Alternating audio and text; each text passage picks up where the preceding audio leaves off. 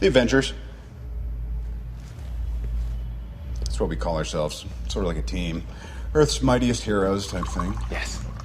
I've met them. Yeah. Takes us a while to get any traction, I'll give you that one. But let's do a head count here. Your brother, the demigod. A super soldier, a living legend who kind of lives up to the legend. A man with breathtaking anger management issues. A couple of master assassins, and you, big fella. You're the Spider-Man from YouTube. Good old Spider-Man. Wow, this is awesome. Captain America. I know you too. You're great. Let's talk about this plan of yours. I think it's good, except it sucks. So let me do the plan, and that way it might be really good. Look, I want to say, I know you know a lot of super people, so thanks for thanking of me. And I'll introduce the world, the newest official member of the Avengers, Spider-Man. I'm Peter, by the way. Doctor Strange. Oh, you're using your made-up names. Then I am Spider-Man. I think I shall call him Adam. Before creation itself, there were 6 singularities. Then the universe exploded into existence, and the remnants of these systems were forged into concentrated ingots. Infinity Stones. These stones, it seems, can only be brandished by beings of extraordinary strength. Wow. Fine. I'll do it myself. WDW Radio, your information station. Hello, my friend, and welcome to the WDW Radio Show, your Walt Disney World information station. I am your host, Lou Mongello, and this is show number 518, and I'm here once again not only to help you have the best vacation experience when you go to the parks, but I also want to bring you a little bit of Disney and Marvel magic wherever you are, not just with the podcast, but with my videos, blog, live broadcasts on Facebook every Wednesday night, events, books, audio tours, and more. You can find everything over at WDWRadio.com, and I invite you to be part of the conversation and, more importantly, the community by going to WDWRadio.com/community.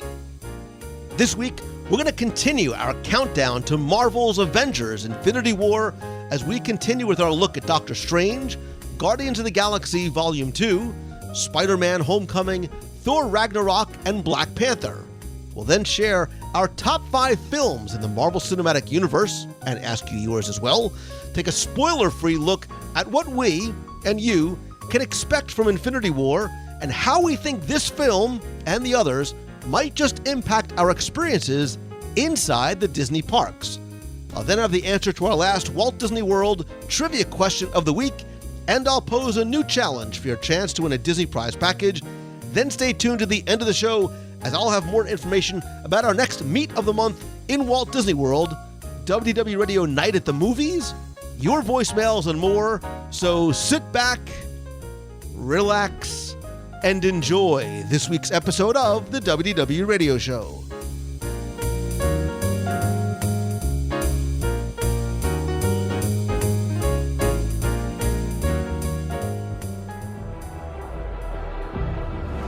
This week, we're going to continue on our road to Infinity War as we continue to count down the films of the Marvel Cinematic Universe. Last week on show 517, we talked about the films of Phase 1 and Phase 2 and the first of Phase 3, Captain America Civil War. This week, we pick up the conversation with 2016's Doctor Strange, take us through the rest of Phase 3.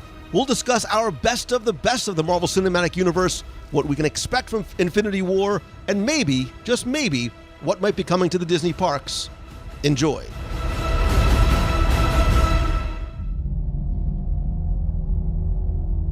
There was an idea To bring together a group of remarkable people.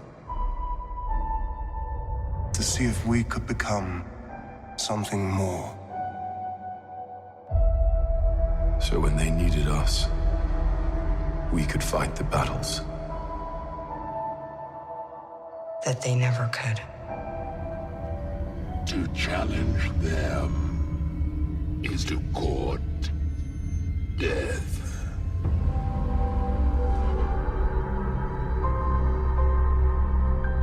The entire time I knew him, he only ever had one goal. To wipe out half the universe. If he gets all the Infinity Stones, he can do it with the snap of his fingers. Just like that. Tell me his name again. Thanos. Next one on the chronology of films that is released. Again, Marvel goes into, let's sort of pick, from the relatively obscure, maybe not most popular yet, building block-wise important characters in terms of Dr. Stephen Strange, who you only may have picked up that name, sort of as a little Easter egg. I think I remember when this movie was first announced, I could hear the screams of women around the world when Benedict Cumberbatch was announced to play the role of Dr. Stephen Strange. Again, a storyline that I was not super familiar with. I had known of the character, but I had not known very much about how it came to be. So this was not just another origin story, but it was one that was going to impact the rest of the cinematic universe. So Stuart, give me your thoughts in terms of when you first heard about Doctor Strange coming up and feelings about the film itself. I don't remember what I first heard about Doctor Strange. I know I was tied in at that point to co-hosting the Welcome to Level 7 social. I was involved. I did see it opening weekend. I accidentally maybe fell asleep when he's fighting Dormammu. It was a long day. Hush. But on a rewatch, when we rewatched it for our rewatch podcast, I really got it. The time forward, the time backwards, him using the Infinity Stone to move things around. I thought that was awesome. There's a lot of great moments in that, especially with him talking to the Ancient One, in that moment of the lightning bolt striking the thing where it's just frozen in time. Yeah, it does get a little Inception-y. That's okay, though. So really, really appreciated this movie. Yeah, I missed out on this film in theaters. I was deployed at the time, but I knew the character from the comic books, especially Secret Wars. So I know he's got a lot of work to do in the future film. So I don't think he's going anywhere anytime soon. But the film itself, I was kind of skeptical about. I didn't hear anything crazy about it from back home, so I wasn't really in a rush to see it. But I did see it when I got home. It is a little Inception-y, but I mean, that might be a good thing. It's a good movie. But I didn't really get it off the first take. I had to watch it several times to really understand. Mm-hmm. And I love this character. In terms of casting, I think Benedict goes right along with Chris Evans and Robert Downey. I don't know if we can find a Doctor Strange that fits the character more than he does. I think you're absolutely right on that, Corey. I think he fits like a glove with that one. And I'll just add that I'm by no means the number one fan of Doctor Strange, but I think we established that he is a significant character. He is a very powerful character in the Marvel universe that you need to understand and be exposed to. And I think we got a taste of that. I think there's a lot more that you can do with the character, but I was happy with that. I don't know that I would say that's a top 10 film for me, though. I think visually it's spectacular. Right. I'm not a guy that saw Inception or Matrix or whatever similar movies may have been from a visual perspective, but that's what I left the theater with, was saying, wow, that was something else. And that's, I think, I'm sorry, go ahead. No, I was going to say it was a good film. I was not a Doctor Strange fan ever. I mean, I remember back in the days when he was in the Defenders comic book and just didn't do it for me. I didn't have expectations going in, but I came out liking the movie. It's not one of my top 10. I liked the movie, and I came out liking Doctor Strange a heck of a lot more. If I'm allowed to do this, it's like I never liked Aquaman, but in Justice League, I was like, we won't get into a debate over that, but I was like, they made Aquaman cool, and I like Aquaman now. So I like Doctor Strange now. Before I was indifferent to him, maybe even didn't like him very much. So there you go. That's all I've got. And it is, of course, very Inception-y, yes. I liked Aquaman better when he was Prince Namor, but that's anyway. Very well done there, Lou. Very nice. The thing I will say about this film was, again, it needed to introduce us to this character to set up his presence in not the universe, but the multiverse, which was probably something that was not on people's, the tip of people's tongue before that. And again, the importance, when we sort of learn about the Eye of Agamotto, the relic and the Infinity Stone, and the importance that it's going to play as we continue to move forward. And again, I think I think it was the mid-credit scene with Strange and Thor, which tied directly into what we saw in Ragnarok, was really, really well done. But, going forward from here, you wondered with the introduction of Guardians 2, can lightning strike twice? Can you capture that magic, part Doctor Strange pun unintentional, can you capture the magic of Guardians 1 with Guardians 2, which takes place, chronologically speaking, just months after the first Guardians of the Galaxy film 2. I think this film, again, spoilers, who cares? You've probably seen it by now. Had its share of emotional moments. It had its share of surprising moments. I was not familiar with the story of Ego, so I did not know what was to come. I like the film. I think there was a lot more humor in this than Guardians 1. Maybe I did not like that as much because my Guardians of the Galaxy bar was set so very high.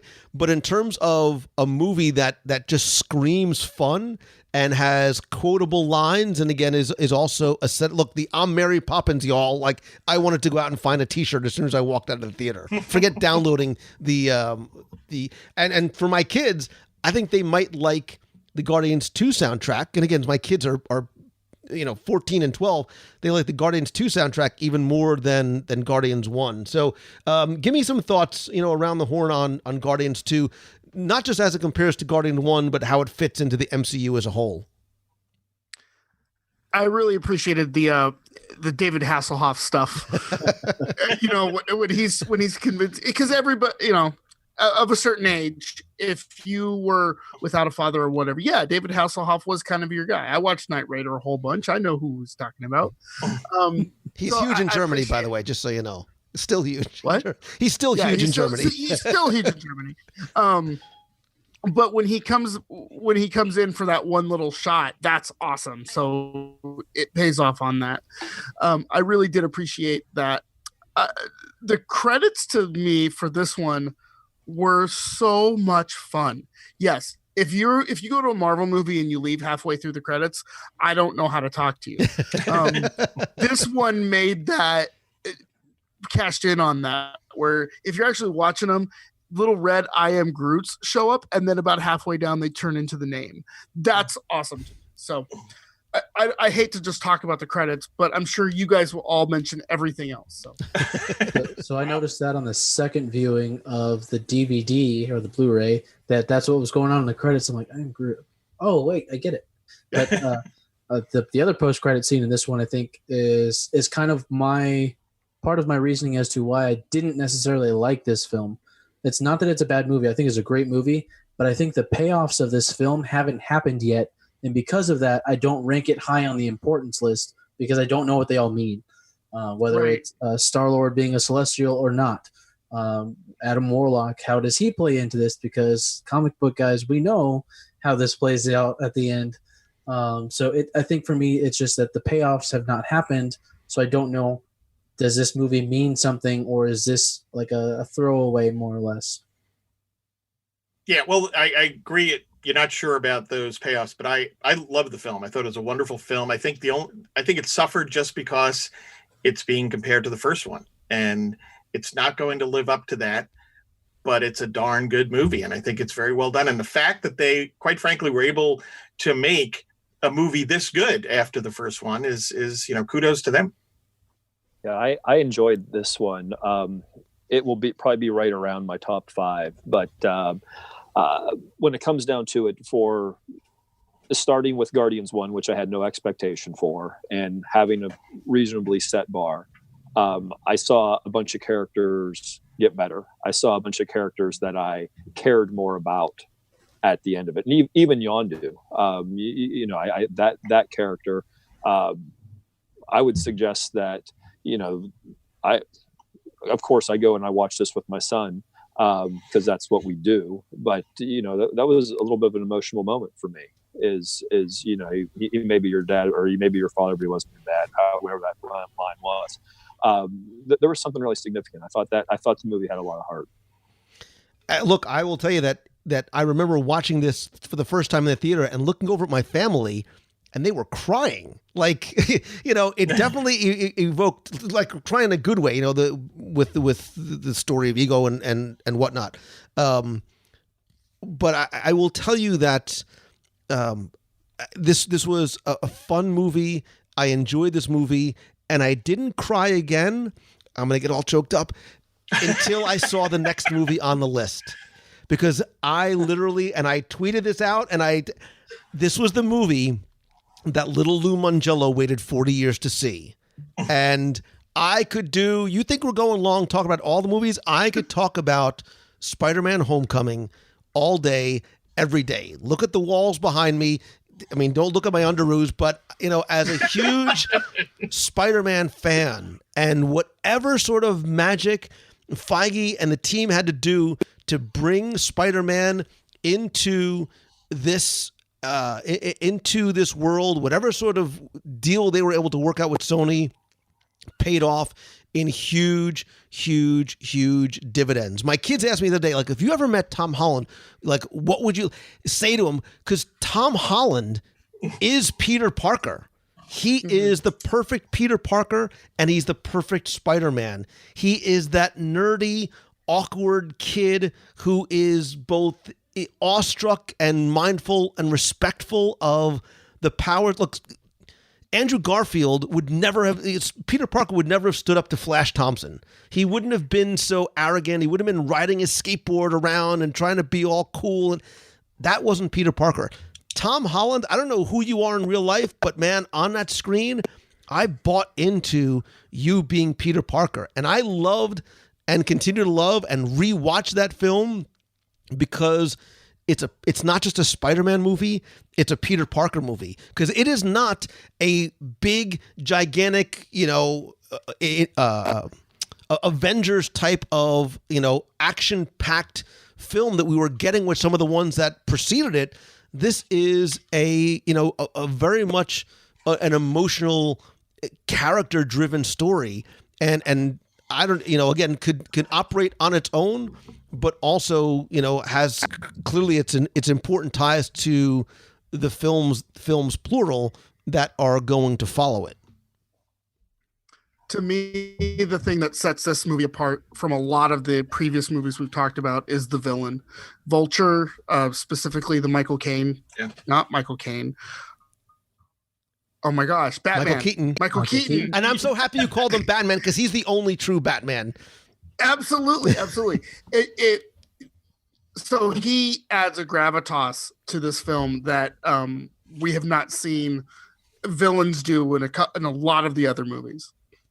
That scene with him in the car before they go to Homecoming, chills up my spine. Right. It gives you chills. And if you, I'm sure it's very obvious, but when the light changes from red to green on his face, and he has that moment, I'm like, oh my God, it was only eclipsed because I never saw it coming when the door opened, and it's her dad.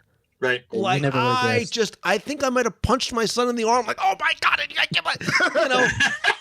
because you didn't see it coming. You never saw that coming. And you're right. And I want to give Ray a chance, but one of the reasons why I loved this version of the Vulture, which is very different than the old bald man comic book version of the Vulture, is you sympathize with this character in a huge way. He's just a good guy trying to make it for his family. He sort of gets, and he's only a product of the environment that he was put like into. he didn't set out to be a villain. He had this thing that he had worked for and mortgaged his whole life on to try and make a better life for his family, taken away from him, and not, there was no sort of remuneration to him or for him.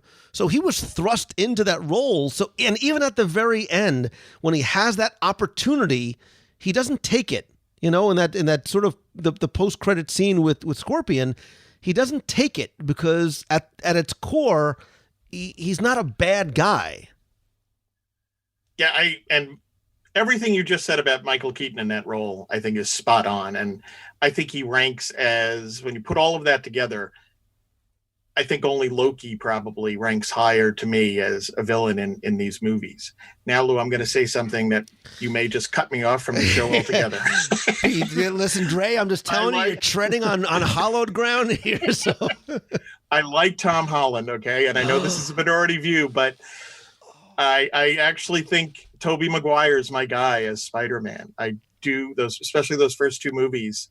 That's Spider-Man for me. And Holland's good, and don't get me wrong, I enjoyed it, but I'm sorry. So before you finish that sentence, I want you to go back, and I know this is torture. I want you to go watch Spider-Man 3 when he comes out doing his little disco dance, Danny Terrio move down the street, and what?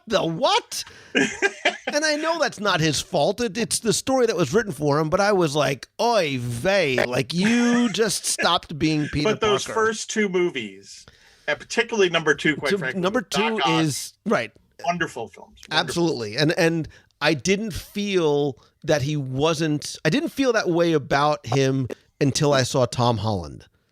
It's like watching, like a play, one of your favorite plays, and seeing two different performers perform the title role, and you thought the first guy was good until you saw the second guy. Now for me, Tom Holland just even like, I'm like a fanboy. Like I follow his Instagram. Like there's something about him that still like makes me want to believe he's Peter Parker in real life. Just the way he is. Well, he's goofy and he's nerdy, and he brings and he's young, and he brings his theatrical and dance and gymnastics background into that. So that's why I said he is not just the perfect Peter Parker, he's also the perfect Spider-Man. Right. I think that's what does it. He's such a good combination of both Peter Parker and Spider-Man that he can sell you where Maguire and Garfield could not, where they lacked certain things. But Vulture's definitely one of my top villains out there. The innocence of Peter Parker, and that naivete and that just desire to be and do good, which when he has the opportunity to take, the Iron Spider suit at the end, he passes it up, and I'm like, I wanted to scream like, I love you, Peter Parker. Like it was just such the Peter Parker thing to do. And look, you talk about, and again, I could spend an hour going about all the things that I love in this film, and even the secondary and tertiary characters, like seeing, Pepper Potts again and Happy Hogan. But the final scene with Aunt May, the scene, I'm like, like one of the best, because it's sort of like a cliffhanger scene, that we don't really get on a lot of the other MCU films. Something that I really appreciate about this film is that we weren't treated / tortured to a retelling of the origin. Mm-hmm. And absolutely that meant so much, because really there's a handful of heroes out there that I don't know how you could not know their story. Not Iron Man, maybe you didn't know that story, but Superman, you know where he came from. Batman, you know his story. Peter Parker, you know his story. And we didn't have to go through that. We picked up midstream, and that was nice. There was already a pace that was going along with it. I liked how they had those different tie-ins to the first Avengers movie with, setting the character of the Vulture. And Stuart, you were exactly right. Having a strong villain like that really helped. That Vulture, we can understand the choices that he made, and if we were pushed, we may have made those same choices. And I think that's part of what made the movie real to me. I very much enjoyed that aspect of it. And the stories of Peter Parker are always, can he make the right decision? He's always being pushed to make the right decision. Going back to 1962 or whenever he first debuted, it was always, oh my goodness, he has to do this, but he's got to get Aunt May her medicine. And that was the story. It was, he's got to do this, but how does he do that? And it was always just that struggle. And that's the maturation process. I don't know, maybe there's other people besides me on this call that still struggle with maturing.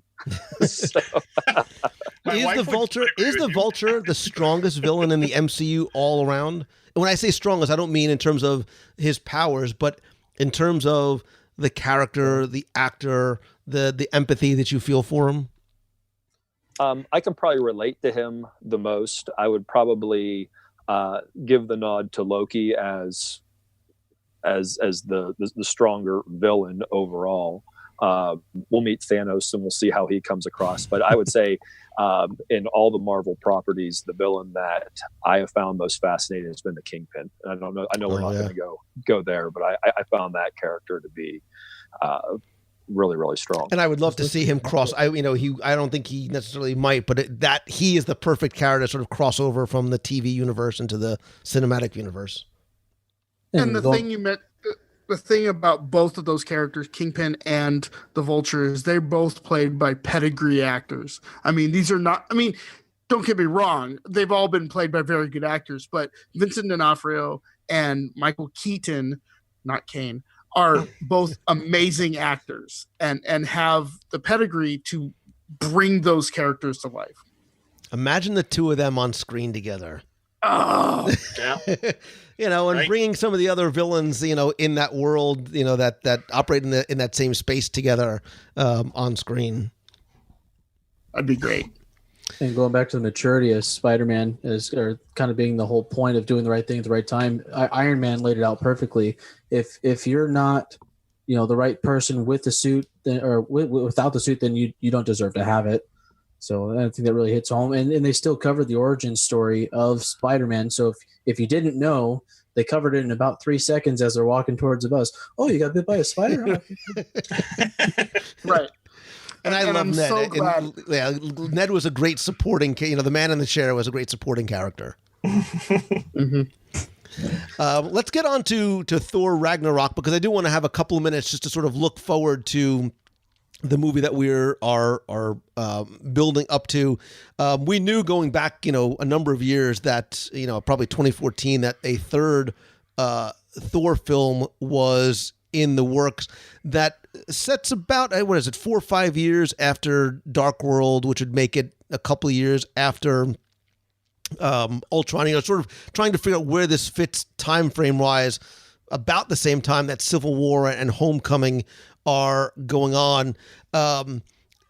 Thor Ragnarok for me, just very quickly, because I want to hear your guys, because I really want to spend a couple minutes on Black Panther, obviously, as well, because I think it's a very significant film for a lot of different reasons. I thought Thor Ragnarok not just advanced the story that we are leading up to for Age of Ultron, but the importance that I think Thor is going to have in it. This, to me, felt like Guardians 2 in terms of the level of humor that they tried to add to this. Sometimes I thought it played very, very well. I think that you almost could have deleted that entire scene, and I understand it needed to advance the story, but when Thor and Hulk are sort of in Thor's bedroom, for lack of a better word, that dragged a little bit for me, although I understand why that conversation needed to take place, and then certainly the introduction of Jeff Goldblum's character and where he's going to play in the grand scheme of things. Again, excellent casting in terms of who that Grand Master should be. Real quick, for me, this was the most uneven movie I've ever seen in my entire life. There were moments where I was like, "Wow, this is great," and there are other moments I thought I should look around and say, "Did anybody else think that it was as bad as I just did?" So I don't. I don't. That's the only way I can describe this movie. And the parts that bothered me, and maybe I'm wrong, but my perception was when you look at the Thor and Banner characters in this movie, they just seem to be very different from what they were before. And it wasn't, to me, a development. It was just kind of what they were doing in this particular movie. And I didn't like that. So that's where I kind of... I don't disagree. Anybody else? Thoughts on Ragnarok? I'll say I enjoyed the movie. I would say if I was to be critical of it at all, I would say that there was probably a little too much humor with it. For as powerful of characters as what those two, Hulk and Thor, are, they could have some fun, but some of the stuff I thought was a bit much. I did enjoy the development of Thor, with the destruction of his hammer and then how he went to the next level. I thought that was good. I was probably a little disappointed that Surtur was a bit of a throwaway character. I would like to have kept that one in the back pocket for another story at another time. Yeah, I think some of the highlights for this film, it did something that no other Marvel film, looking at the list, no other Marvel film has done yet, and that's a team up. It took two individual storylines and they merged them into one, and they said, okay, you two go this way. And that's how they told the story. The humor in there is kind of attributed to the director, Taika Waititi. So if you've seen his other films, the humor is very much in line with what he does. And unfortunately or fortunately, he's just he's like a Spielberg. You can tell it's a Spielberg film. You can tell it's these kind of directors' films. You can tell this is a Taika Waititi film, also because he's Korg. But but I thought this movie was great. It's one of my higher ranked. I like some of the humor, a lot of the humor. I think Tessa Thompson, who's Valkyrie, she really stole a lot of this stuff for me. Kind of like the female Jack Sparrow kind of character, which I thought was great. But she's probably going to carry forward. And what I came out of this movie wanting is a female-driven Black Widow Tessa Thompson film. Yes, I appreciated the few callbacks that I've only seen the movie once, so it was from the theater. I really liked the scene where Hulk is smashing somebody back and forth, and Loki stands up and says, "Yes, it hurts, doesn't it?" I thought that was great. I cheered for that. And then when Thor is trying to calm Hulk down, and he's like, "Oh, hey, sun's setting low, guy." Sun's getting awfully low. Yeah, I mean, I might have gotten verklempt. I'm not going to say, but it might have happened. But those are the types of things that I really appreciated in this movie. The callbacks to those things, because we as fans know that there should be there. When Banner is smashing somebody back and forth, we know that that's what happened to Loki, and he's in the same scene. He's got to reference it, and it did. So I'm glad. And one more thing that they did is kind of just quick throwaway to it is, as Hela's walking down the corridor, she does a course correction from something that they messed up on, quote unquote, with the bunny ears. They quote unquote messed up on earlier, is that they had an Infinity Gauntlet in one of the old Thor movies, and she was walking down the hallway and throws, "Oh, that's fake." So they paid attention to, "Oh, we might have misstepped over here, so let's fix it here." So I thought that was good. They're paying attention.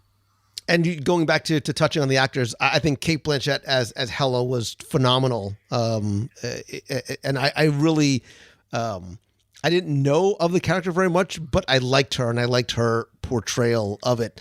It was almost like a buddy comedy for me, which probably is maybe why it doesn't rank as high as some of the other ones in here. But you want to talk about a film that was a game-changing film across the board in many different respects.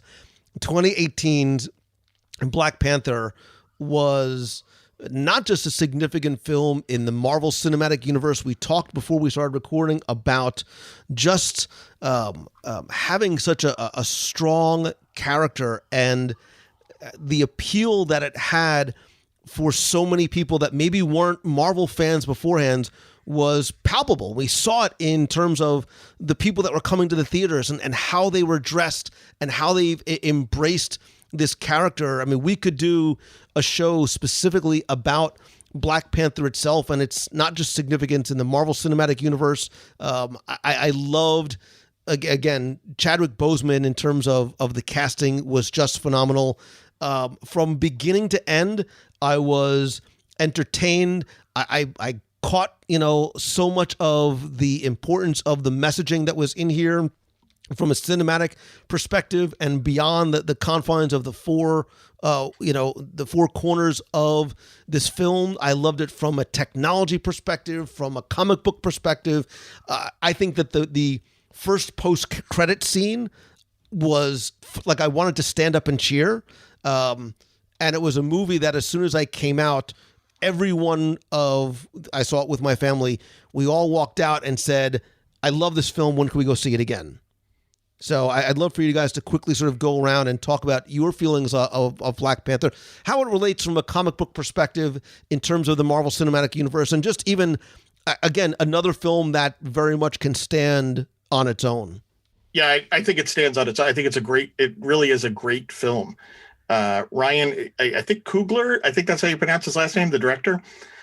It's a wonderful film. I mean, I love there's a tip of the hat to James Bond in this. It's very much a Shakespearean theme, right? Struggling for the throne.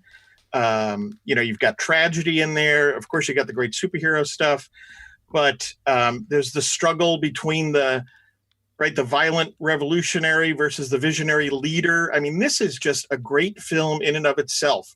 Does it relate to the Marvel Universe? Absolutely. Love the Black Panther character, but this is just top-notch filmmaking, bottom line. Yep, and I think the villain in this one with Killmonger goes right up along with some of the other greats, in that he's not the black and white villain. He is a product of the situation that he was put in as a child, and that's what fueled him into the scenario that he goes through in this film. And I think that's great. And this movie's crushing the box office. It's currently number 3, just passing Titanic in the last day or two. So it's doing amazing out there. It'll still have legs going into Infinity War. I mean, that's again, we're talking about superhero movies. The fact that it's the number 3 highest grossing film of all time speaks incredible volumes. It does. I looked at the numbers, and it's interesting when you look at the Marvel numbers, they go kind of with the movie industry, where I think it was, 2008 to 2010, the domestic box office, US and Canada, was bigger than the rest of the world. Of course, it's turned around. If you look at the rest of the movies down the line, and movies in general, the outside the US and Canada numbers beat out the US numbers. That's just the case until this movie. If you look at the numbers on this film, the domestic box office is bigger than the rest of the world. That's amazing. In this environment, that says a lot about this film and the impact that it's had. I enjoyed the film. Black Panther appearing in Civil War was a presence and a character that, if you didn't know much about him, you wanted to know more. And I'll tell you, I don't know that it's been since the beginning of the first Lord of the Rings movie that intro to Black Panther, where it gives the history and gives you that little background. I thought that was fabulous. It brought you up to speed, got you right into what was going on, and just visually spectacular. It's worth watching without the sound, just for just the visual nature of it. And I think that the introduction of the Dora Milaje, what a fantastic group of characters out there. I mean, just they have a presence about them that's wonderful as well. So definitely it's worth seeing if you haven't seen it yet. I really want to see it again, because my experience at the theater was okay, but not spectacular. It could have been me. I don't know. But I feel like I missed a lot. I feel like it was a good movie, but I wasn't picking up what they were putting down, I guess is a way to put it. And so I want to see it again to sort of come to a fuller conclusion. And sad that I won't be able to before Infinity War. Because it doesn't come out on DVD until May. God. I think to call the film revolutionary in a positive way is not overstating it, because I think of what it represents on so many levels to so many people, especially too in the Marvel Cinematic Universe.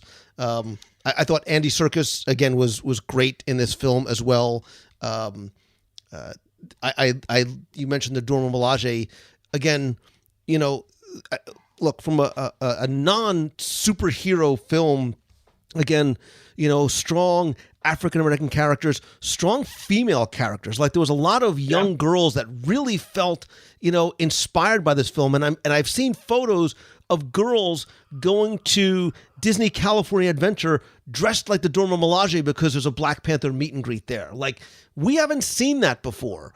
And that's why I think this film on so many levels not just resonated with people, but inspired people and was so popular outside the confines of those of us who are comic book movie fans. Yeah, I would agree with that. And that's quite a salute, right, to the filmmakers here. I mean, it's just tip your hat and an incredible achievement. That's what you want to do as a creator, right? That's the dream. Right. That if you can inspire people, that's just fantastic, and they did it. Yeah. Yeah, it's a film that people are continuing to talk about for all the right reasons, beyond just its impact on, Infinity War. So, all right. So I want to talk a little bit about Infinity War, but just very quickly, because we've sort of danced around this a little bit, I want you guys to go around the horn, and I want to hear your top 5 in order Marvel Cinematic Universe movies. Stuart, Jesse, Ray, and then Corey. Okay. Because I'm curious to see how similar and disparate these lists might actually be. Okay. I'm going to try to get them in order, but don't hold me to it.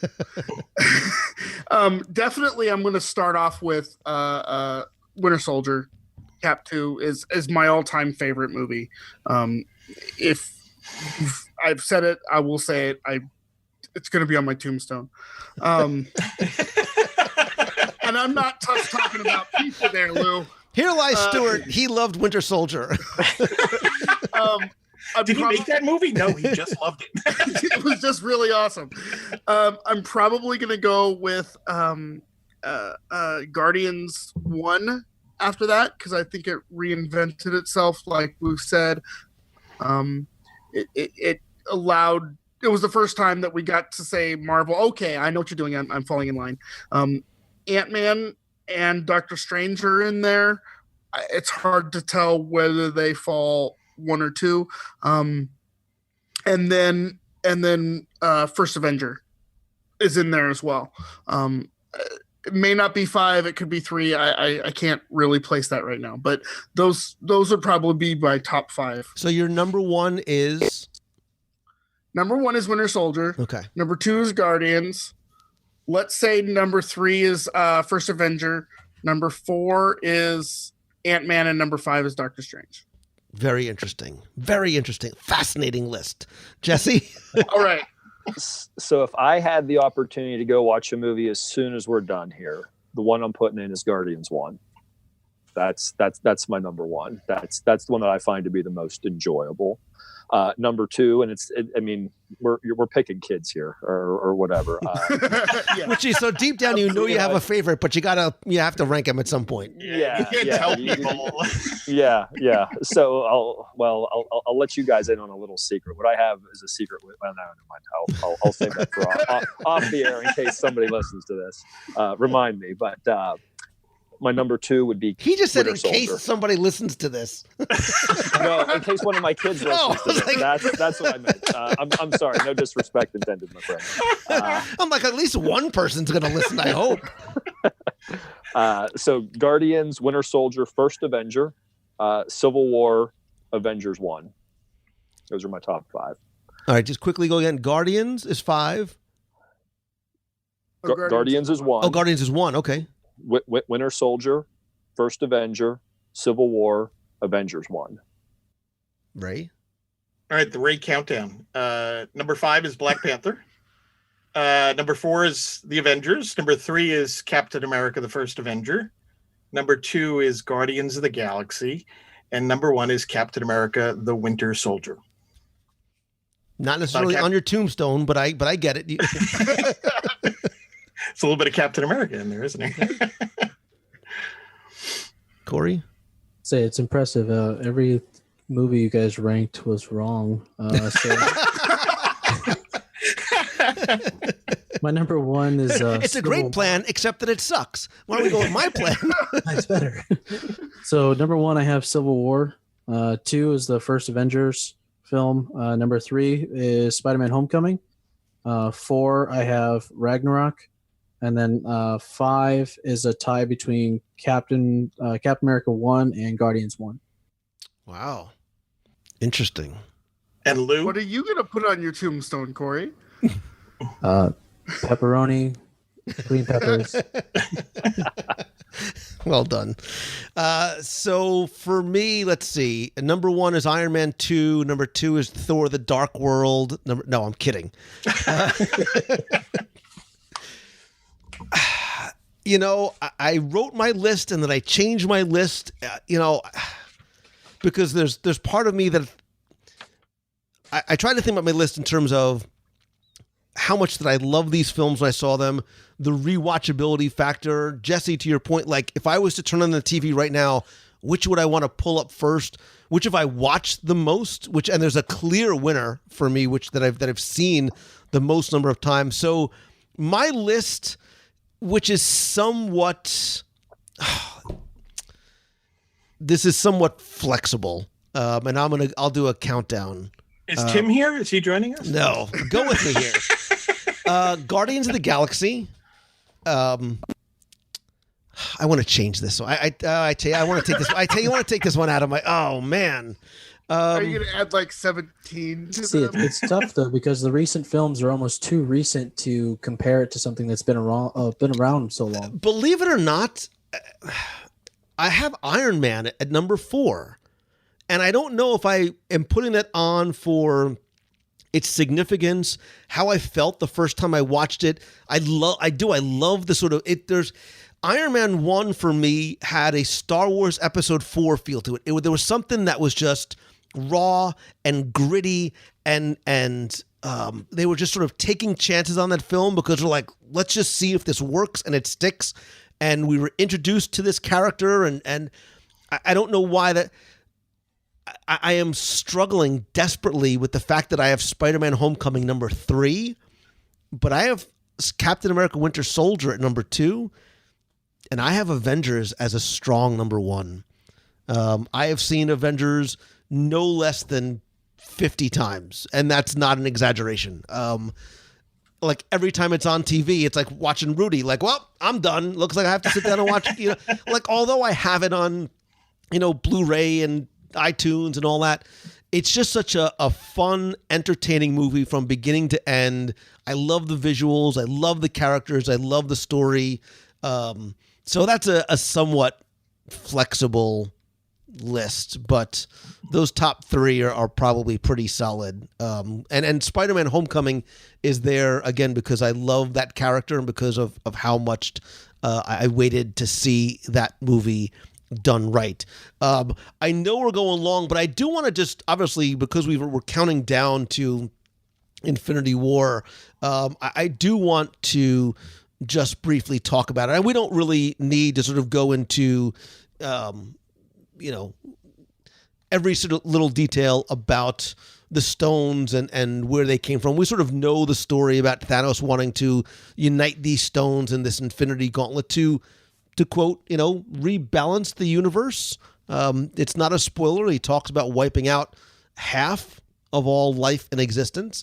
I think it's interesting, and you guys, fellow comic book nerds, Infinity War is it's really a love story, right? At the end of the day, we talk about motivations and characters. Infinity War is to a certain degree a little bit of a love story.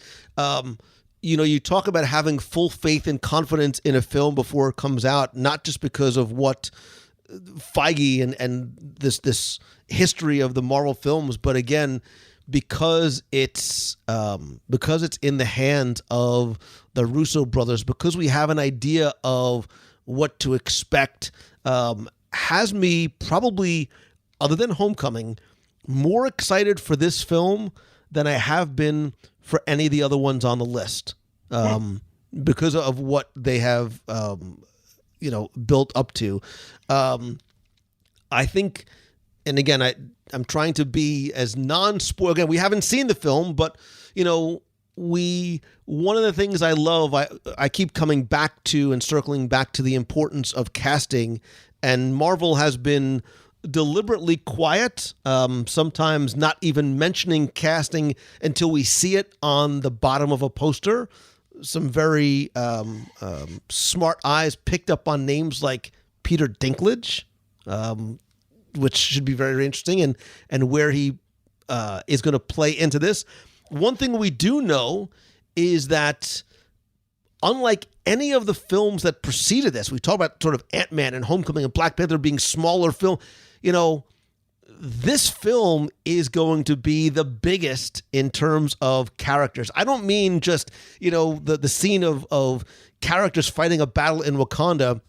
We are talking about the number of superheroes to expect on screen is going to go beyond those that we mentioned on this list. This is, the war to literally end all wars. Give me, and I'm trying to sort of do this without being too, because I know that you guys know a lot. Let's talk quickly about maybe some of the characters and what we're looking to expect from Infinity War, whether it's, Cap or Bucky or the Black Order, Thanos himself. Each of you could sort of go around and sort of, when you think about characters in terms of Infinity War, what does that mean to you? We'll sort of do reverse order: Corey, Ray, Jesse, and then Stuart. Character-wise, so I think it goes back to something Kevin Feige said. I'm not sure when, if it was the Expo or just when, but he said there's going to be everything that came before this film and everything that comes after this film. So I think that means drastic changes to those that we know and love from 10 years ago through now. So I think that means someone else is going to pick up the shield. I wouldn't be surprised if someone else picks up the Iron Man title or Iron Woman, or just saying. Somebody in Black Panther is very tech savvy. I do think Winter Soldier picks up the shield only because plot wise and movie wise, he's kind of come full circle already, right? He's already had his challenge. He's had his resolution. He needs to change now or disappear.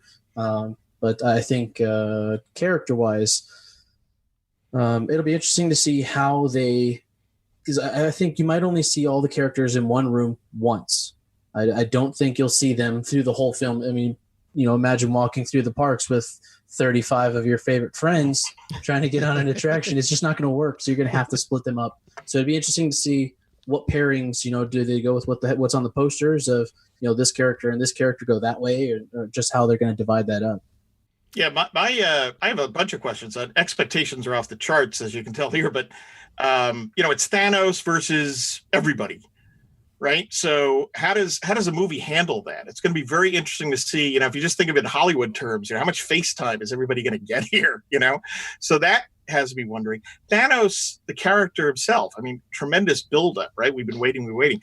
Is Thanos going to deliver? We talked about Loki and the Vulture. Is Thanos going to land in the top 2 or 3 or number 1? I don't know. One would think going into this movie, a lot of people saying, that he better.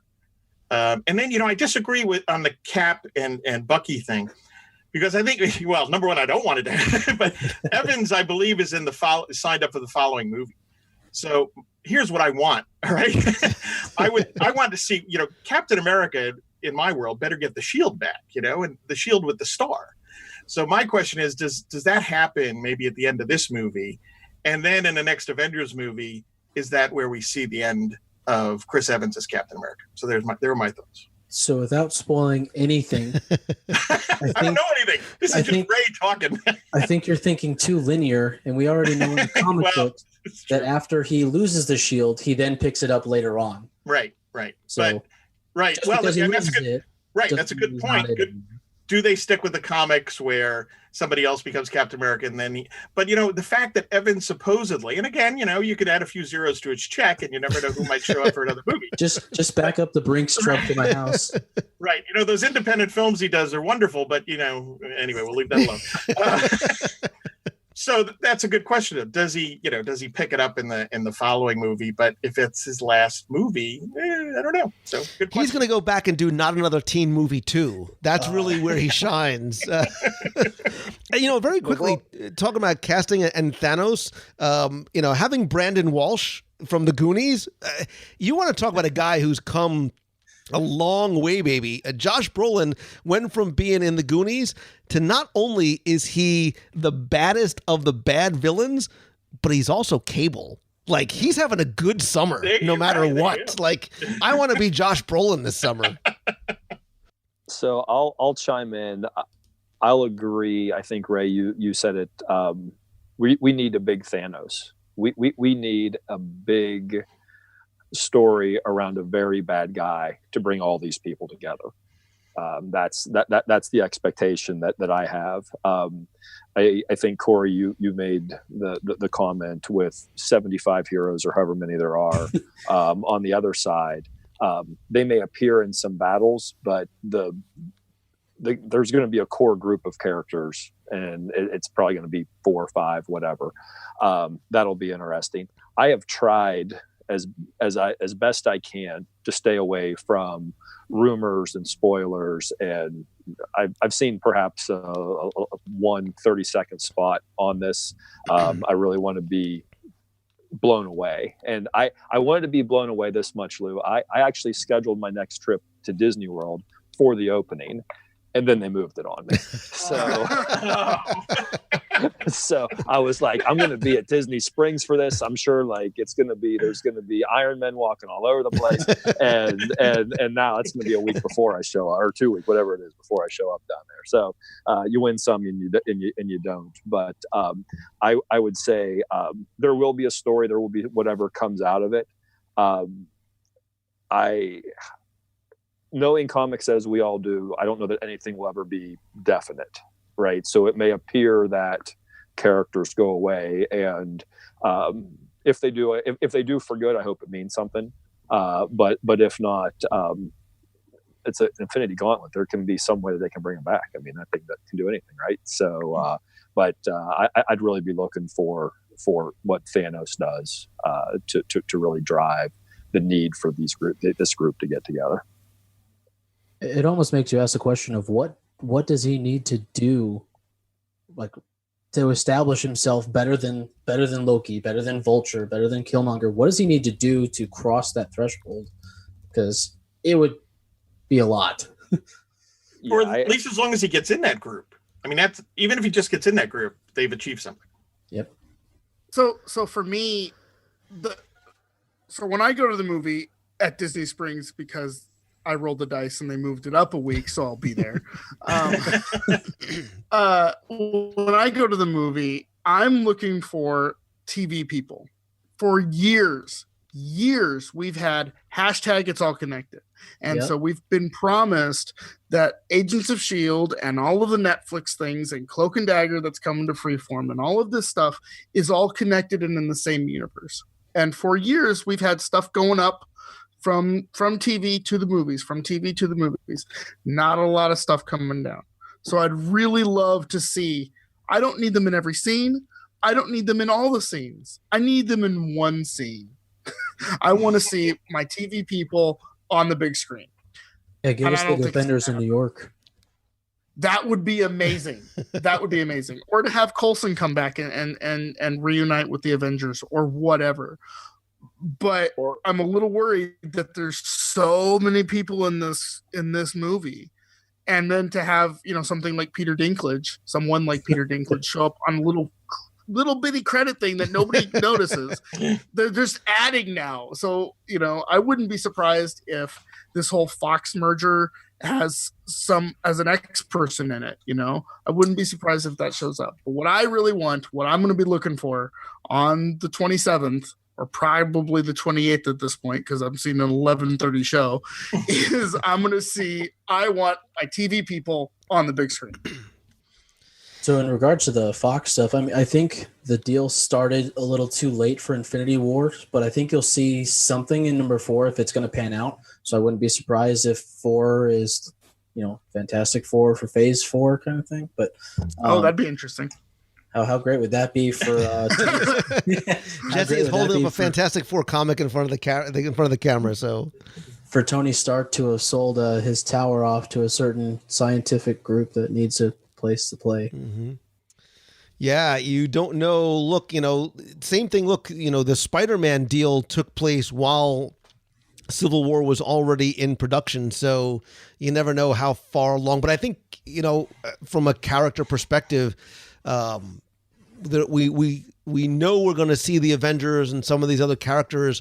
It'll be interesting to see how and where characters like the Collector, the Grandmaster, Adam Warlock, that we've either heard or seen in other films play into this, and many other heroes that maybe we haven't seen before, because I think that's what this film is really all going to be about. And look, you never know what can happen in the Marvel universe. You don't know what characters might come back. Maybe Agent Sitwell returns from the great beyond somewhere, and how they do tie into, this idea about things being all connected. We've heard that they will overlap, they will not overlap, you don't know. And I think that's why part of the fun of all the speculation is they haven't revealed a lot to us and what is going to go on. If you are not familiar with the stories, we're going to learn about who the Black Order / Cull Obsidian, the group, not the individual, is going to be sort of Thanos's lieutenants. And, all of a sudden names like Corvus Glaive and Proxima Midnight and Ebony Maw and the Black Dwarf are going to be inserted into our vernacular and characters that we didn't know of before, and how they interact and how characters like, Gamora and Nebula play into all this.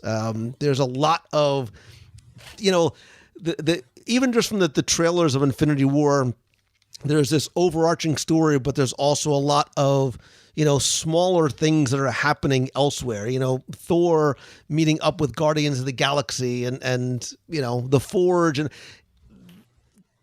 Peter Parker and with the Iron Spider. My brains are falling out of my head. I cannot, again, the excitement that I have for this and seeing how all these stones come together. Do you want to, again, we all sort of know we're the story of gathering the space and the mind, the reality, power, and then the time stone. Any sort of speculation, guessing as to where the Soul Stone is and or who might have it? I'll go first. I'll go last. Okay. I have nothing.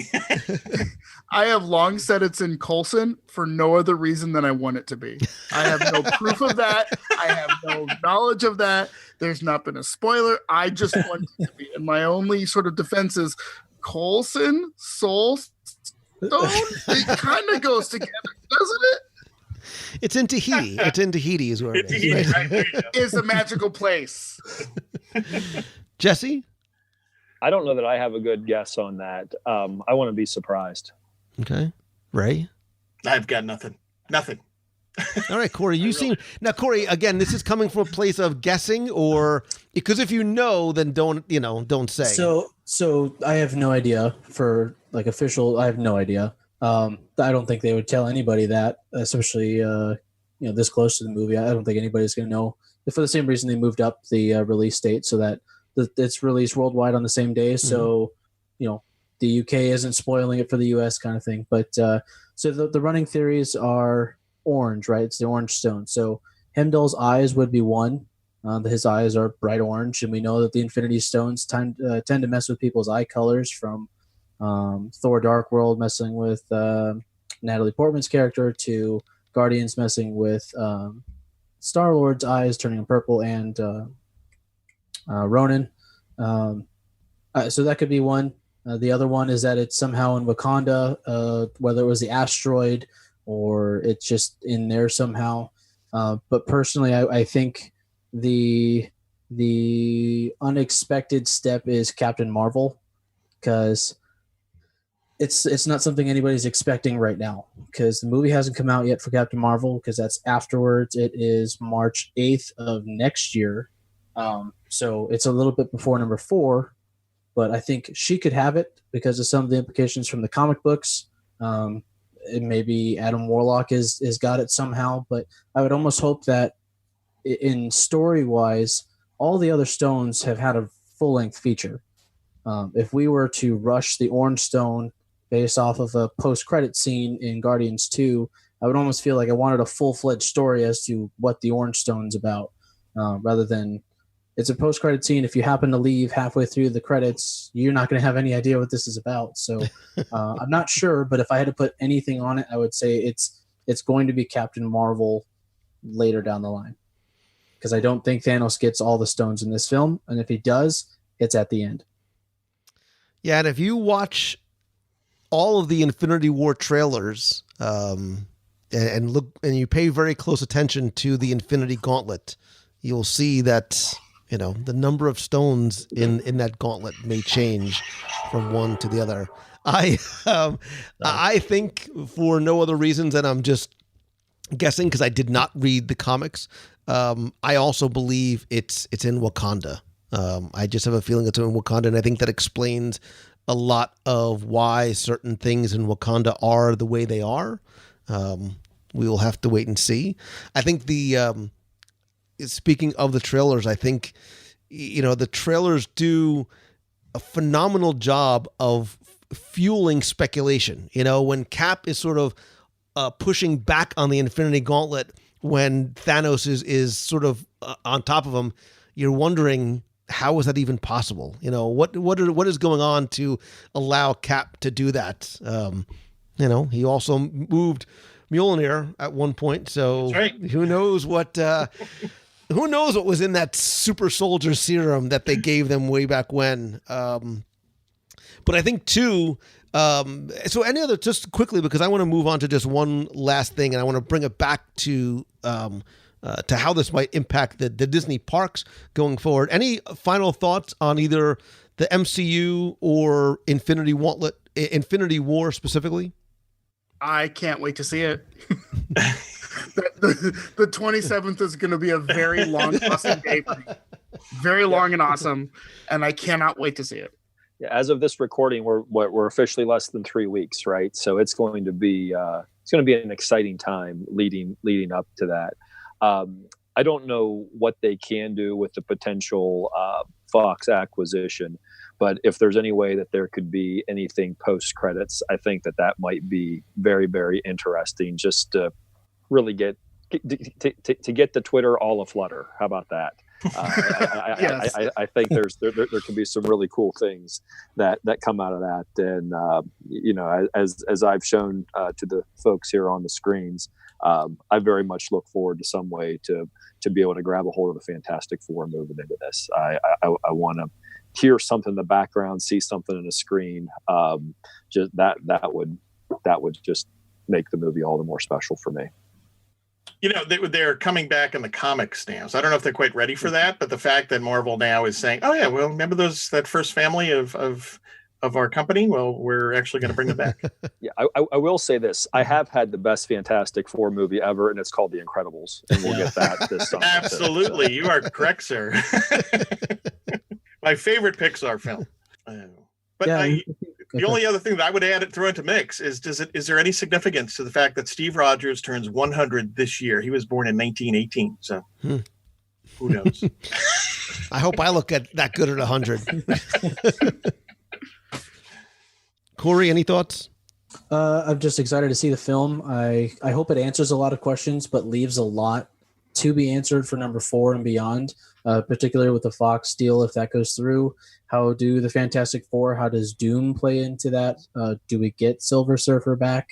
Because going forward in the comic books, if they're still using source material to reference how they drive the narrative, they need some of those other characters we haven't seen yet to keep going.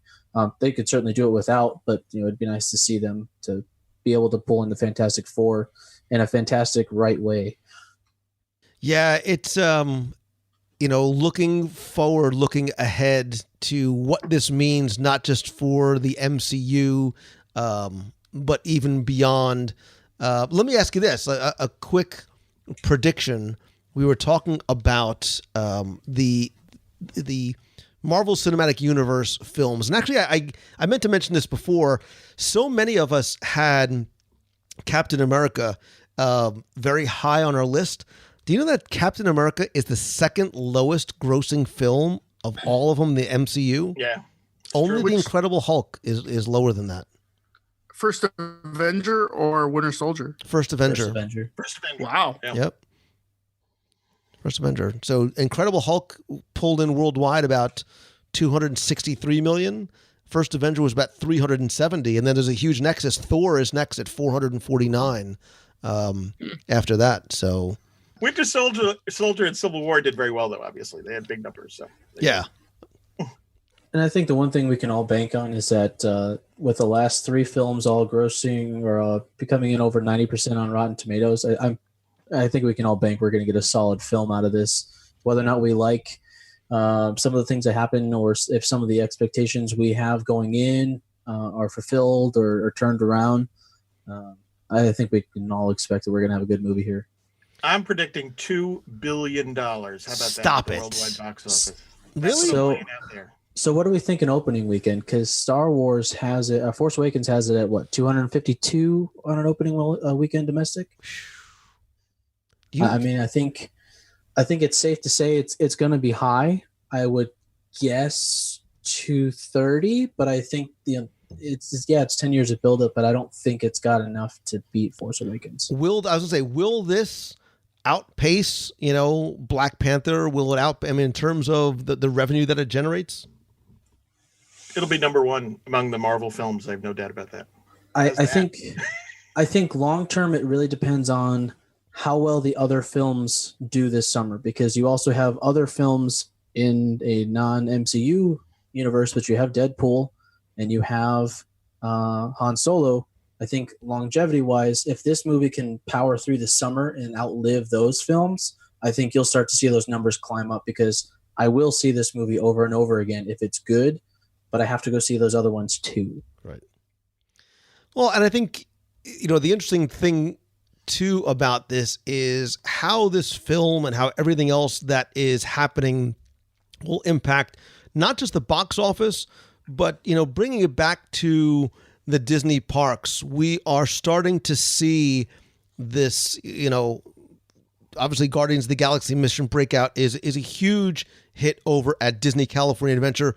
We know that they are going to get what they quote an immersive experience over at DCA. You wonder how much more that universe is going to expand there. We've seen it, things like the Iron Man experience over in Hong Kong Disneyland. And, I still believe, maybe in my little fanboy heart of hearts, that the current situation, which precludes Disney from having any sort of Marvel presence east of the Mississippi because of the deal with Universal, I believe that's going to change. I believe it's going to change for a lot of reasons. If I'm Universal, I don't like the fact that I can only have characters in there that are from the original comics, so they are not necessarily ones that when guests go there, they associate with these wildly popular films. Spider-Man doesn't necessarily look like the Spider-Man. The, X-Men don't look like the X-Men. Does Universal want to continue to open up their books to Disney rather than utilizing that space for something else?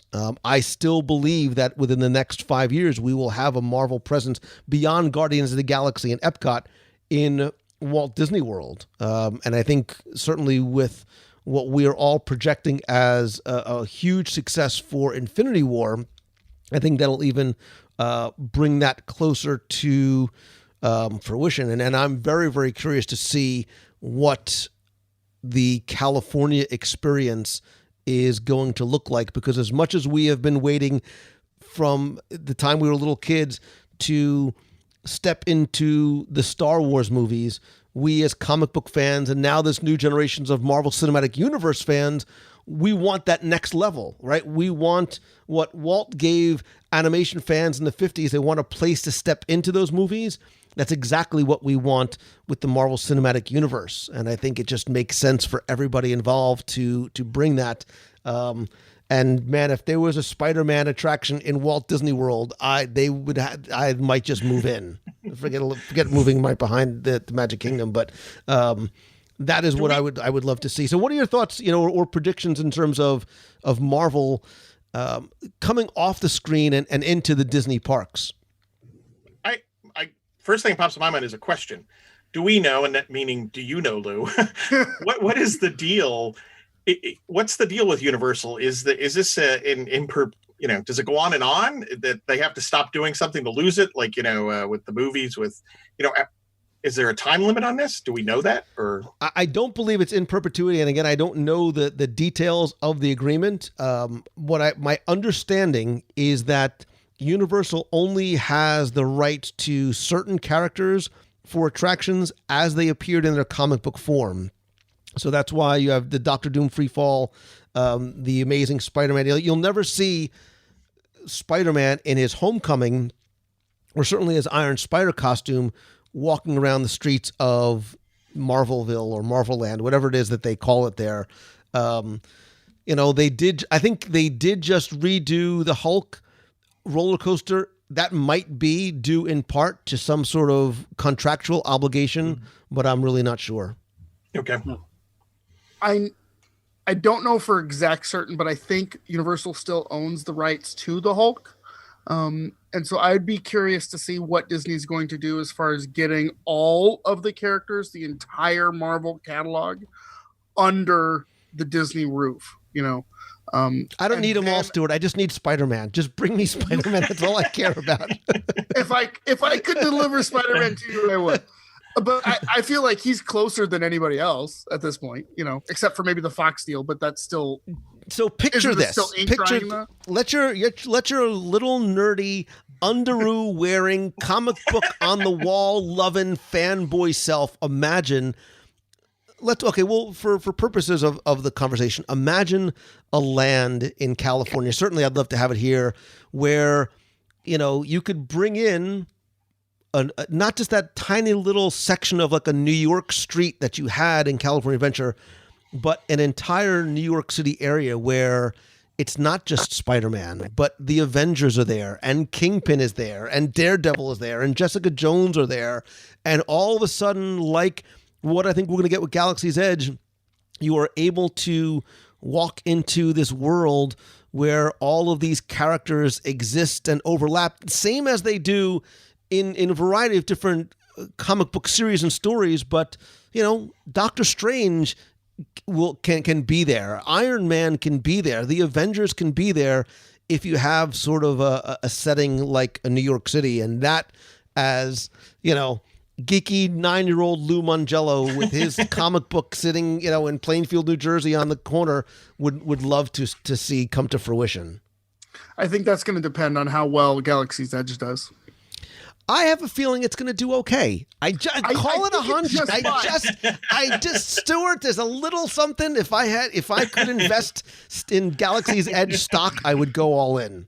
I'm sorry. What's Galaxy's Edge? No, I think what a better way to kind of piggyback off of what the future success of Galaxy's Edge will be than to make every guest, say, an agent of S.H.I.E.L.D. as they go through that land, and have the attractions be like the credit system of the Millennium Falcon, where if they help out a superhero, or if they help out an Avenger, if they take down Doom or Thanos, they get certain reputation points as they walk through. But you can certainly immerse people in something like that. Corey, you're my new best friend. Listen, I did that Dimensions of Danger walkthrough, that sort of Marvel temporary pop-up attraction that they created in Hong Kong Disneyland. If you go back and listen to our Hong Kong Disneyland review, that was one of the things that impressed me most. I have to believe, and maybe it's a want, that walk/run-through attraction where you are sort of an agent of S.H.I.E.L.D., where Thor is there and Black Widow is there and Doctor Strange and other characters, that is the kind of thing that they can bring on a much grander scale to the parks. Listen, I didn't understand a word they were saying except for Thor, who spoke English, and I didn't care because I had one of the best times I ever had in a Disney park, because that is what again, as little comic book reading Lou Mongello, and now Marvel Cinematic Universe watching still little Lou Mongello, always have dreamed of doing. And that's something that I hope I don't need to go overseas or even across the country to go and experience. Think about if you had a Marvel land in Florida and you just go from, what could you do? Think of the things you could do with Thor, right? I'm going to immerse myself there. What you could do with Iron Man, Doctor Strange, etc.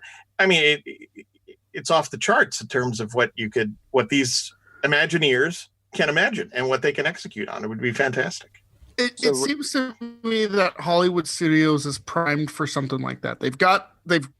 When I first talked about it, it was MGM, right? And so they had all the MGM things. It seems to me now that they've acquired so many different places. We've got Galaxy's Edge opening there. We've got the Pixar Land opening there. Marvel Land can't be far behind. What would be the significance of having, and I really don't know the answer to this, so I need somebody to smarten me up, but what would the significance be of just a land versus, say, an entire park? Because you could do an entire park with, you could have Atlantis, you could have New York, you could have Wakanda, you could have the Savage Land, you could have all these different, you could have Latveria, you could have all these different things, and they could be uniquely themed. You could have SHIELD headquarters. There could be a number of different things there.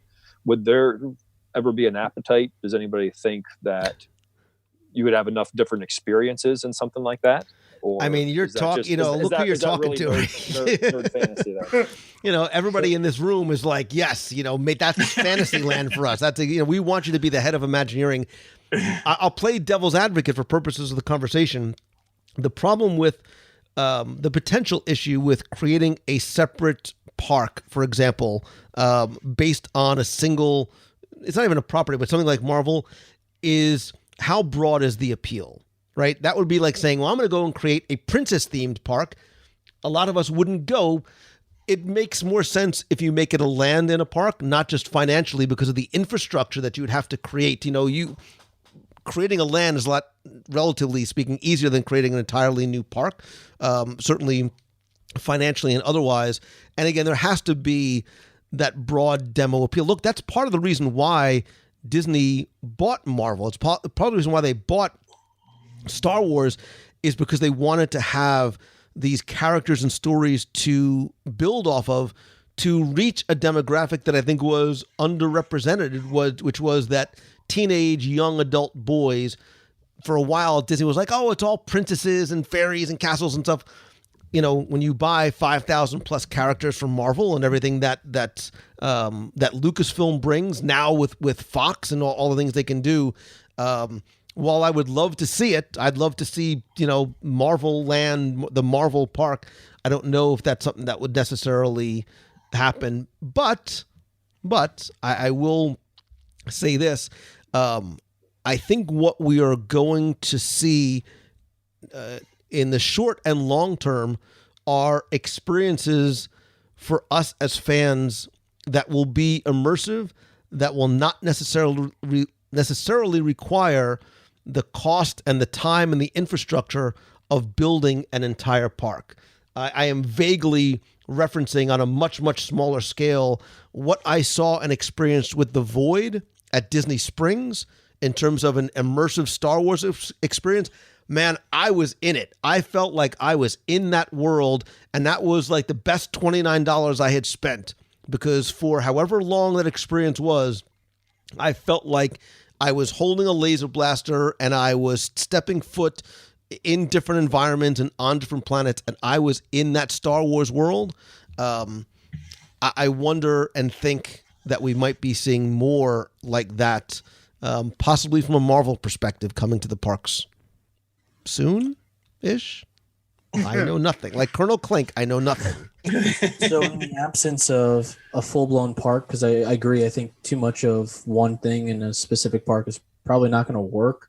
Although I think they might be able to counter that with, maybe the female driven Avengers kind of thing. But I don't know if that'd be enough. But so, do you think we'd see more?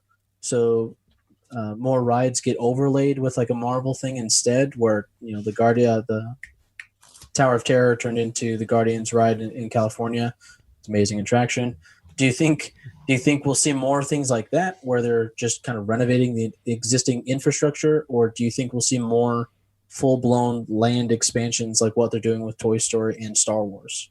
I would like to see a land expansion, obviously, because when you do an overlay and to replace an attraction, there are always pros and cons to it, and there's always going to be people who say, "I wish you wouldn't have changed X." I don't hear that as much with Guardians of the Galaxy Over Tower because it is such a fun attraction, but it'll be curious again from a time, a money, a licensing perspective, what might be coming in the future. But I think that's what's part of makes all this and this oh so very long yet fascinating conversation so much fun, is that, as much as we think we know, we have no idea what is to come next in the short and long term. And I, for one, like you guys, am so incredibly excited for Avengers Infinity War opening in just a couple of weeks. I am excited and grateful to have all of you guys here with me tonight, and with you, the listener, who is sitting around the table with us, nerding out as we have, like we haven't before. So Stuart, Jesse, Ray, and Corey, I appreciate every single one of you guys, and I look forward to chatting with you after we've seen Infinity War. Thanks, Lou. Appreciate it. Thank you, Lou. For that, Thanks. Thank you for bringing us on, Lou. Yes, thank you very much. So what kind of dining options would this Marvel Land have? Very quickly, go around the horn. Very quickly. You just added another 45 minutes of the show. Wait, I want to hear only one thing. Your favorite single line from any Marvel movie. Go. It's getting awfully low. The sun's getting awfully low. I have 12% I could do this all night. plan. I could do this all night. What'd you say, Jesse? I have 12% of a plan. I did it already. There's only one God, ma'am, and I'm pretty sure he doesn't dress like that. I love that line too. Although I might put Marissa Tomei's "What the" at the end. Black Widow has that. Doesn't look like a party, right? Is that what her line is? Hey, you guys, anybody seen a fossil?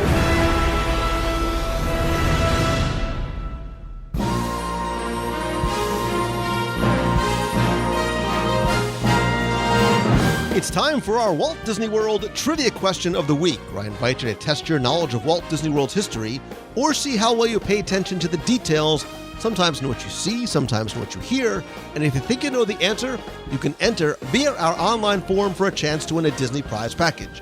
Before we get to this week's question, we're going to go back, review last week's, and select our winner. So in keeping with the superhero theme in part 1 of our countdown to Marvel's Avengers Infinity War, I wanted to talk about some superheroes from Walt Disney World's history, specifically back in the 90s when a not-so-human superhero team, with one human counterpart, climbed out of their oh-so-very rad van, performed on stage, and then hung around for a little bit of a meet and greet inside the park. And like me, these heroes, on the half shell, love to eat, spoiler alert, specifically pizza, and of course I'm talking about the Teenage Mutant Ninja Turtles. That's right. Way back in the 90s, Leonardo, Michelangelo, Donatello, and Raphael, as well as April, their counterpart, used to perform going back to around July 1990 over on New York Street. They would come in their turtle party wagon, do some martial arts moves, show off their sai and their bow staff and some other martial art weapons, and then remain to pose for pictures and sign autographs before April got them back in the van to take off. The show only lasted about 4 to 5 minutes and was performed multiple times throughout the day. It ran for a few years until about 1994 or so, when they were actually replaced by, believe it or not, the Mighty Morphin Power Rangers. Now, the Turtles also appeared in 2 different parades.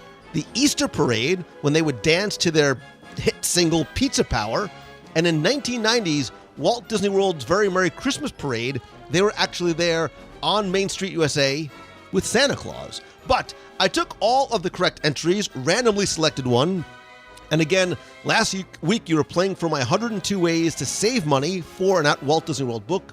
all 7 of my virtual audio tours of the Magic Kingdom, which you can still get on sale from the WDW Radio shop or on Amazon. The winner's also going to receive a WDW Radio Magic Band cover, some WDW Radio stickers, a pop socket and stand for your phone, and a randomly selected shirt from our WDW Radio shirt collection. If you go to wdwradio.com/shirts, you'll find not only WDW Radio logo gear there, but a wide variety of Disney, Marvel, Star Wars, and other sort of nerdy 80s retro t-shirts as well. That's why when you go to the site and submit your contest entry, I ask you for your shirt size.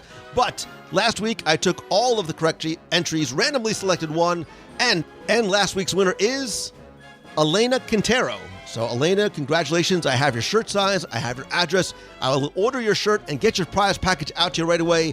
If you played last week and didn't win, that's okay, because here's your next chance to enter in this week's Walt Disney World Trivia Challenge.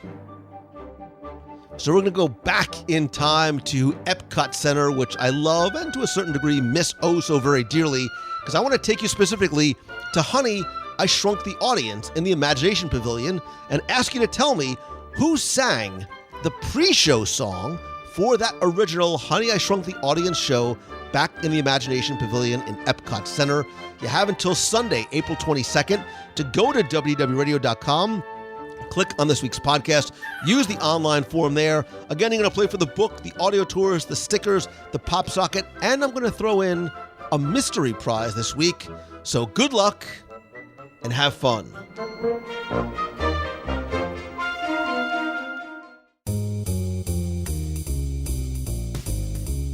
That's going to do it for this week's show. Thank you so much for taking the time to tune in this and every week. I hope you liked our look back and forward at the Marvel Cinematic Universe. If you do, all I ask is that you please like and share this with your friends and invite them not just to listen, but be part of the WDW Radio family and community, and come join, be part of, and start your own conversation over at wdwradio.com/community. I also want to quickly thank all the members of the WDW Radio Nation family. I appreciate all the love and the support from everybody who has helped support the show, including new members like Dylan Gamble, Peter Brown, Ronald Webstead, Catherine Machowski, and Scott Wortman. I sincerely appreciate each and every one of you. And if you want to find out not only how you can help the show, but also get exclusive rewards every month, including scavenger hunts, we have a private Facebook group, personalized Magic Band covers, logo gear, care packages from Walt Disney World, exclusive live monthly video group calls, early access and special access to events and more. Please visit wdwradio.com/support, and don't forget that a portion of your contribution does go to the Make-A-Wish Foundation of America. Please also join me every Wednesday night at 7:30 p.m. Eastern for WDW Radio Live, to live video broadcast and chat for you, and more importantly, with you. We'll talk about this week's Walt Disney World and Disney and Marvel news. You can call into the show with your questions or comments, play 20 questions for a chance to win prizes and more. Go to facebook.com/WDW Radio, like our page there, and be sure and turn on notifications and see first, so you can always get notified when we go live on Wednesday nights, as well as when I go live from the parks and at other, for example, special events that might be coming up soon. If you have a question you want me to answer on the air, you can email me, lou@wdwradio.com, or call the voicemail at 407-900-9391 and be heard on the air. And of course, as much as I love connecting with you online, and the best way is through the WDW Radio Box People group on Facebook, but I'm also at Lou Mongello on Facebook, Instagram, Twitter, and Pinterest. But I still believe that nothing beats a handshake and a hug. That's why I continue to do monthly meetups in Walt Disney World, as well as other special events as well. Our next meet of the month is going to be Saturday, April 28th from 1:30 to 3 p.m. at Backlot Express next to Star Tours at Disney's Hollywood Studios. And that same night, April 28th, we're going to have WDW Radio Night at the Movies, where together as a group, we will go and see Infinity War. I am currently going to the 7:30 p.m. show Saturday, April 28th at the AMC Theater in Disney Springs. Again, that's the 7:30 p.m. show in Auditorium 2. If you are coming, I'd love to know that you're going to be there. Go to the events page at facebook.com/WDW Radio. Let us know that you're going to be there. Also, stay tuned for future events and announcements coming soon, not just in Walt Disney World, but on the road. I also do meetups as I travel to speak, sometimes on the road. And if I can come to speak to your conference, to your business, to your event, or to your school, I have a wide variety of topics, including everything from the Disney difference, sort of the ultimate customer experience using Disney as a model, leadership lessons from Walt Disney, pursuing your passion, social media, new media, building your brand, building community, live video, and lots more. To find out more, visit LouMongello.com. Also there you'll find out about my Momentum Weekend Retreat coming up this June in Walt Disney World. There's only one spot left for that, as well as my Momentum Weekend Workshop, October 6th and 7th. Early bird pricing is still available. And again, to find out more about either or both of these events, please visit LouMongello.com. Thanks as always to the entire team over at MouseFanTravel.com. They are my official and recommended travel provider because it's who I've used and, more importantly, who I recommend for more than a decade, whether you're going to world, land, cruise, Adventures by Disney, or anywhere on the planet. Becky and her team can help you get the best possible prices, all available discounts, and all those services come at no cost to you. Visit them at MouseFanTravel.com and go to CelebrationsPress.com and find out how you can subscribe, order back issues, and special editions of Celebrations Magazine. And as always, my friend, and you are my friend, whether we have met yet or not. And all I ask is that if you like the show, please help spread the word. Let others know about it. Tell your friends, tweet out that you're listening, maybe share a link to this or your favorite episode over on Facebook. And if you can, take just 30 seconds to rate and review the show over on iTunes. I sincerely appreciate it. I want to thank some recent reviewers like Jeremiah and Emmy, who say, I love this podcast. I've always loved Disney, but after bringing my kids for the first time in 2017, I became a Disney nut. After our trip to Disneyland earlier this year, I needed something to help get me through the long, cold, Disneyness Alaskan winter. Wow. I watch Disney stuff on YouTube, but that doesn't work on the commute or at work. I finally found the WDW Radio podcast, and in the words of Mabel Pines, I found my people. I love the Gravity Falls reference, by the way. Lou is obviously an unapologetic Disney nut as well, and the show definitely comes from a view of loving Disney and the parks. I love the top 10s, the interviews, the dining reviews, and the Disney news.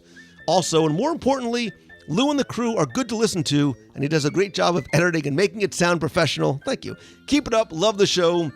Thanks to Lou. Thank you, Jeremiah and Emmy. Kate W. from New Jersey says it's the best Disney podcast. Lou's clearly very knowledgeable about Disney, and his love for it shines through with every word. Having grown up as a Disney kid, I find his stories extremely relatable and touching. I look forward to listening every day, and there are so many episodes, I feel as though I'll never run out. Listen now. And Weather Ad Avoider from Canada says it's a must listen to for all fans of Disney. Listen, you will be hooked. Lou's welcoming demeanor and positive attitude come through crystal clear in his podcast and the Wednesday night live video chat on Facebook. You feel like he's directly talking to you because he is. Lou has a plethora of Disney knowledge, and he helps you fill in the gaps between trips to the world with his detailed and fun podcast. Download an episode, or 500, you won't regret it, and then come and join the WDW Radio family. Well, Weather Ad Avoider from Canada, Kate, Jeremiah, and Emmy, thank you all so much, and everybody else who has rated and reviewed the show. Again, just search for WDW Radio in iTunes or go to wdwradio.com/iTunes. Finally, and most importantly, thank you for the pleasure and the privilege of being able to share my love of Disney and Marvel and everything sort of under this Disney umbrella with you. It fills my cup and brings me so much happiness, and I hope that this show does that for you as well. I am grateful to you and for you. I am grateful for what I have, and you should be as well. Be grateful for everything that you have, and then work hard for the things that you don't. I hope that this is truly your best week ever. If there's ever anything I can do to repay you, to thank you, or to help you, please let me know. So until next time, see ya. Hey Lou, this is Peggy calling from Rochester, New York, from Magic Kingdom. Just ending our night here with a snack on a Main Street on a trash can, and just thought I'd call in because it made me think of you. Love the show. Keep doing what you're doing, and have a great day. Hi, Lou. I'm a member of the running team in the nation, and just wanted to share a song with you I know is one of your favorites. Just make believe you're a tiny little seed that's reaching up to meet your needs with the right amount of faith, the right amount of earth, You'll grow to see the sunshine on your day of birth. Let's listen to the land we all love. Nature's plan will shine above. Listen to the land, listen to the land. Let's listen to the land we all love. Nature's plan will shine above. Listen to the land, listen to the land. Have a good one. Hi, Lou. My name is Teddy Franklin. I just listened to your podcast. It was really good. I answered the question. Hopefully I get it right. I really like going to Disney. My family goes once a year. That's pretty much all I have to say. Bye. Hey, Lou. I just listened to your podcast on the review of the food court at the Port Orleans French Quarter. As a Louisiana native myself, I have a tip for you that might change your life. You can have jambalaya, where you'll take the rice base of the jambalaya and then pour your gumbo on top of it. It is absolutely amazing. Love the podcast. We are planning a trip in September, and your podcast has been super helpful to get through the long days until the trip. Thanks. Hello, Lou Mongello and WDW Radio Nation. I'm Alex Mead. I'm from Charleston, South Carolina, and I've been listening to your show for about a year now, so I thought it was finally time to call in, and what better place to do it than in the Magic Kingdom. Just got to say I appreciate you, Lou, and everything that you do with the show, because it makes my workday a lot more bearable. So, like the rest of us in Disney, have a magical day. Good morning, Lou Mongello. It's Darlene Nagy from West Seneca, New York, calling in to say that I have 35 days until I get down to Walt Disney World. You have 62 days until that wonderful Alaska cruise on the Disney Wonder. Whoa! 35 for me, 62 for you. Then I have 162 days until the Sternbergs and us get back down to the world together. It's been many years since we've been there together in the parks playing. As a matter of fact, the last time that was after the first 2011 WDW Radio Cruise, where we met. And I still thank you every day of my life for bringing them into our lives. Keith and I and Michelle and Stuart are so happy to have each other because of one person, and that is you, Lou. We love you and thank you, and we can't wait to see you. Love. Have a great week, everyone. Stay positive like Lou always says. You've got a friend in me.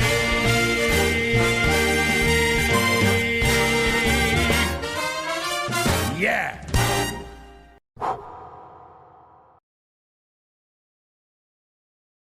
All right, hey. All right, good job, guys. Let's just not come in tomorrow. Let's just take a day. Hey, wait, where are you going? Hey, you were supposed to be my lift home. How will I get out of here? Hey, gee, I've got so many more stories to tell. Guys, oh, gee.